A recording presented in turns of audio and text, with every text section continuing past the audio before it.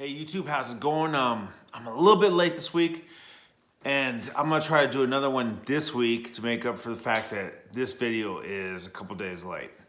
But I do have a really good one for you this week, and it always amazes me how I might read a passage a million times, and then God reveals something new to me in that passage, right? And that's the case in this one. He revealed something to me I never had seen before, right?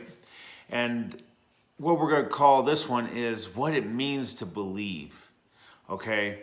And we're going to talk about probably the shortest ministry in the Bible. And I'm going to call it a ministry, even though some people might not, but it's the shortest ministry to me from the time they put their faith in God to the time they died, right?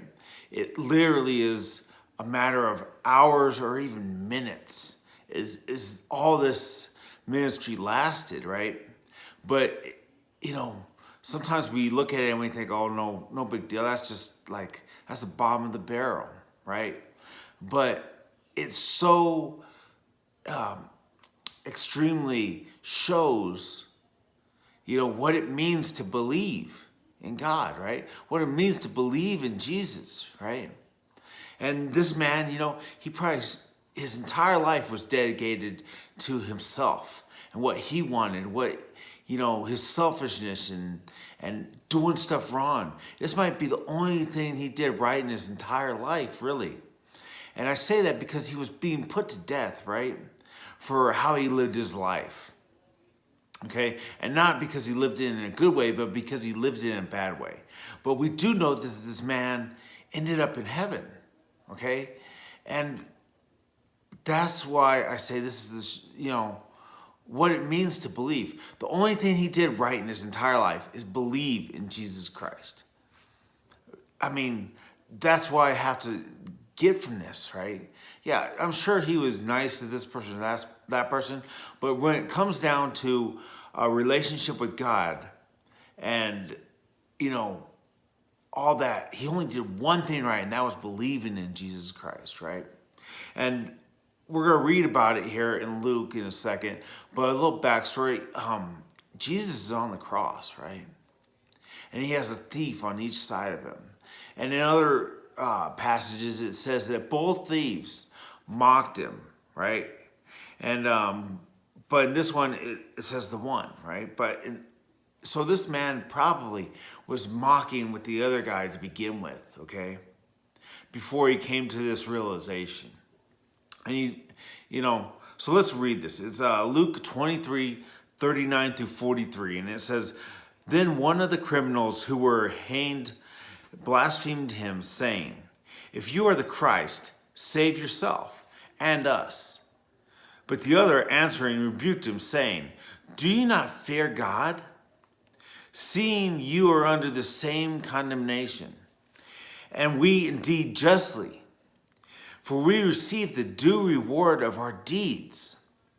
But this man has done nothing wrong. Then he said to Jesus, Lord, remember me when you come into your kingdom.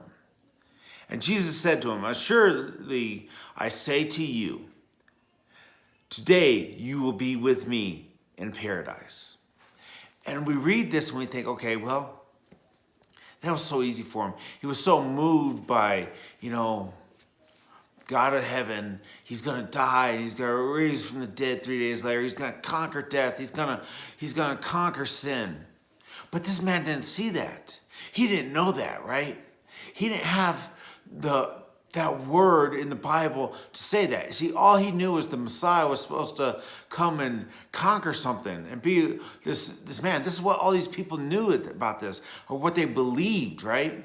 This was the sign that they were looking for. It was a conqueror, someone to save them from their greatest need, right? And so, they were blaspheming him, saying, if you're God, prove it. Call down angels, come down from the cross, save yourself and save us, right? Because probably nobody understood it better than these men. That if they were a God, if they were all-powerful, an all-powerful God, that there's no way they would be on this cross, enduring this pain, right? There's no way that that would be let to be happen, right? And how many times do we look at God and we say, you know what, if you're God, how are you letting this happen? Why are you letting this happen? Why are you letting this person go through this kid? Why is this little kid dying of cancer or being tortured or starving to death? And that's what we might say. But they're saying, you know, why are you letting yourself die on the cross? If you're God, come down from here, save yourself and save us. Because that's the sign we're asking for, to prove that you're God. Right? And then here's the thing. That's what this thief had to overcome, was this strong delusion that, you know, what he was expecting was not what he was hanging next to on the cross. And when I say what it means to believe, this man who was dying next to Jesus, right, and watched Jesus die, had to overcome the fact that the King of Heaven, the God of heaven, just died on the cross. The one that's all powerful was just taken, beaten, tortured, and put to death. And how he must have thought, or how people must have thought, well, that proves that that wasn't God. That proves that wasn't the Messiah. Right? And, you know, we read in 1 Thessalonians 2:11-12, it says, and for this reason God will send them strong delusion, that they should believe the lie, that they may be condemned, who did not believe the truth, but had pleasure in unrighteousness. And they're talking, you know, about the end times, right? A strong delusion that people, you know, they say, oh, look, this is proof that God isn't real. You know? I mean, think about it. What would it take? What would people have to tell you? Or what would have to be the case for you not to want to believe in God, right? Is it, you know, many, like I said, say, well, if God is love, why is he allowing these people to suffer? Why is he allowing me to suffer? Why does he allow all this bad stuff to happen? If he's God, step out and prove yourself. But here's the thing. God don't need to prove himself to nobody, right? He is who he said he is. Are you going to believe even if your sign ain't shown, right? Because that's what it means to believe. That's what faith is, right? That's what this man had. He believed even though everything he thought should happen throughout his life, or was taught should happen, was different. In fact, it was like it was crumbling around him, every thought they had about what God was. He had to overcome all that to believe Jesus was God. They came for him, right? And you say, well, how do you know that? Well, it clearly says, you know, Lord, remember me when you come into your kingdom. Pointing to the fact that he was God and that his kingdom was coming. This thing that he was overcoming, the conquering sin and death. Even though he didn't understand it, he was putting his faith that Jesus was who he said he was, right? And let me ask you this, right? You say, if God is love, why would he allow this? Well, let me tell you, if he didn't, if he came and stopped everything right then, if you don't believe right this second,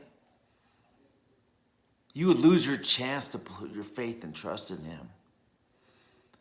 He tarries for the simple fact that he wants to see you choose life in heaven, choose life with him, choose eternity with him.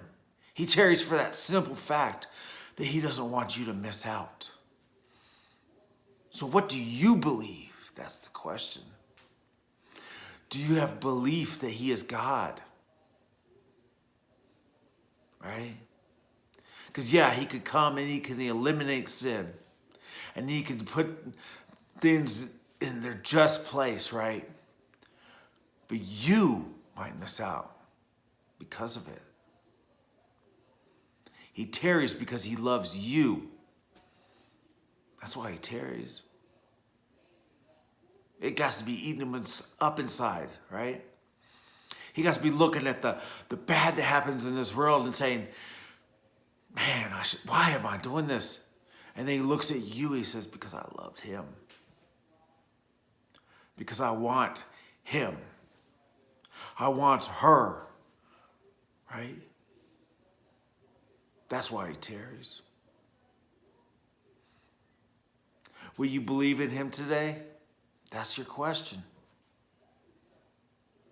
Because you know what? This man, the only thing he did right in his life was believe in Jesus Christ, and he is in heaven today because of it, right? Not because of what he did, but because of his belief that the man next to him was God of heaven. He was the Messiah.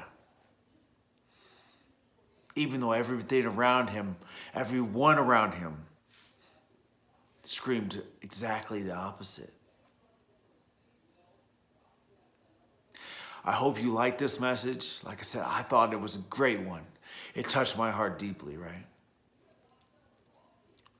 And I hope it did you too. I'm going to try to get out another video this week yet.